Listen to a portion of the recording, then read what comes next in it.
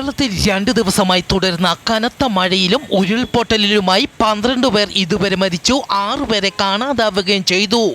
തെക്കൻ ഗുജറാത്ത് തീരം മുതൽ വടക്കൻ കേരള തീരം വരെ ന്യൂനമർദ്ദ പാത്തി നിലനിൽക്കുന്നു. വടക്കൻ കർണാടകയിൽ നിന്ന് കന്യാകുമാരി വരെ തെക്കൻ കർണാടക, കേരളം, തമിഴ്നാട് വഴി ന്യൂനമർദ്ദ പാത്തി സ്ഥിതി ചെയ്യുന്നു. മധ്യ രാജസ്ഥാന് മുകളിലായി ചക്രവാത ചുഴിയും സ്ഥിതി ചെയ്യുന്നു.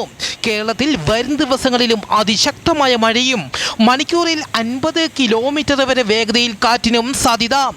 വരും മണിക്കൂറിൽ കേരളത്തിലെ തിരുവനന്തപുരം, കൊല്ലം, പത്തനംതിട്ട, ആലപ്പുഴ, കോട്ടയം, ഇടുക്കി, എറണാകുളം, മലപ്പുറം, കോഴിക്കോട് ജില്ലകളിലെ ഒറ്റപ്പെട്ടയിടങ്ങളിൽ കനത്ത മഴയ്ക്കും മണിക്കൂറിൽ 40 കിലോമീറ്റർ വരെ വേഗതയിൽ കാറ്റിനും സാധ്യത.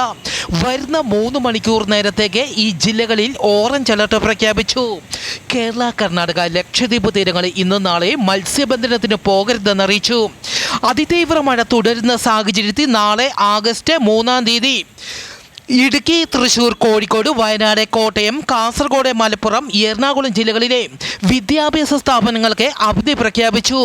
പത്തനംതിട്ട ജില്ലയിൽ ഇന്ന് രാത്രി അതിതീവ്ര മഴയ്ക്കും മിന്നൽ പ്രളയത്തിനും സാധ്യത.